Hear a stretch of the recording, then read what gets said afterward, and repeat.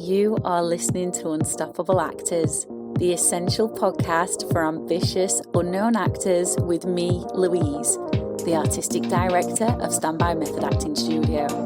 And for the last 13 years, I've been taking unknown actors with blank CVs all the way to Netflix dramas, Amazon Prime films, TV soaps, and stage plays around the world. And every week I'll be talking with you and sharing how you can become a paid working unstoppable actor, because you 1000% can. An acting career is doable. Are you ready to dive into the episode? Hello and welcome to another episode of Unstoppable Actors.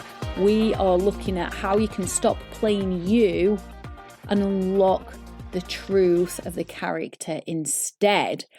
And we're just going to get straight into this. It's a nice, short, sharp, snappy podcast today.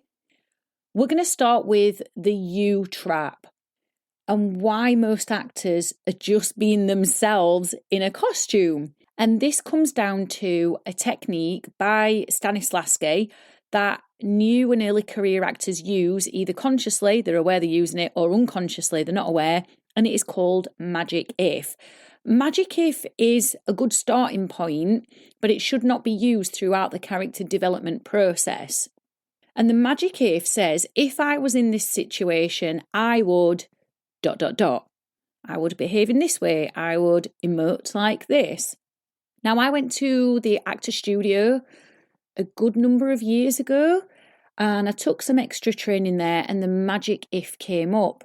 And what I learned there is that the magic if is a good technique as a starting point, but what it does is it brings the magnanimity of the character and their situation down to the smallness of you.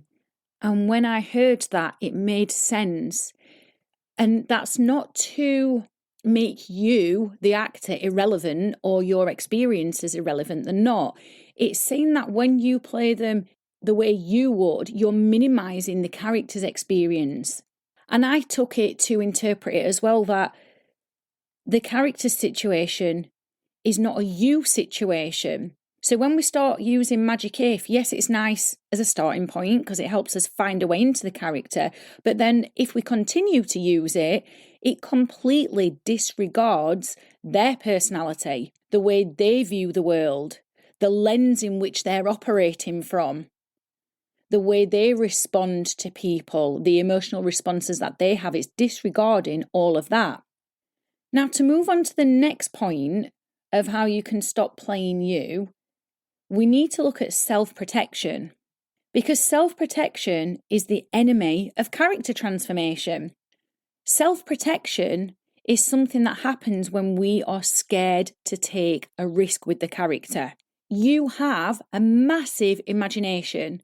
There are no end to the ideas that you have got about the characters, the way they behave, their quirks, their unique mannerisms. There's no end to the possibilities in your imagination with these, because the first read of the script or of the character synopsis, your imagination builds a picture. It builds a profile of who this character is.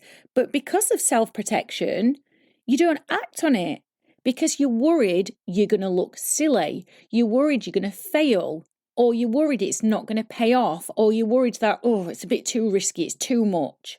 So you play it safe.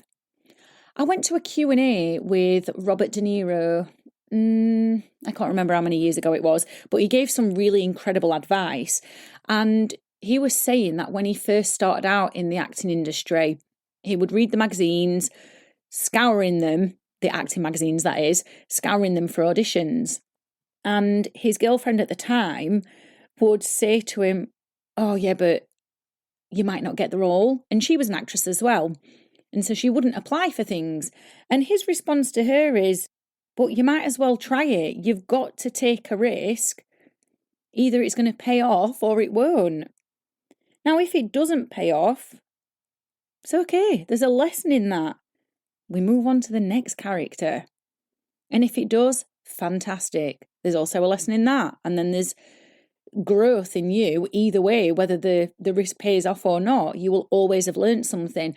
And I do think that advice about just taking the risk anyway, whether or not it pays off, is something we can use with characters, not just auditions. And I personally thought that was very, very simple advice, but very, very powerful. We've got a third and final point on how you can stop playing you and unlock the truth of the character instead. And that is to find the character's emotional spine, not yours. So what we want to do with this, because the thing is, if we find your emotional spine, we're going back to that first point of playing Magic If. We're playing the character as you, and we don't want to do that because not every character is you, and all your characters are going to start looking samey. So how do we find the character's emotional spine instead of your own? We read the script with a fine-toothed comb. So what we want to do is play detective. So a bit like when a detective has got, let's say, a murder case, all they've got is the body, they've got the injuries, and a location. They don't really know anything other than that, than what they can see in front of them. And the detective is going to start picking the clues apart with a fine-tooth comb.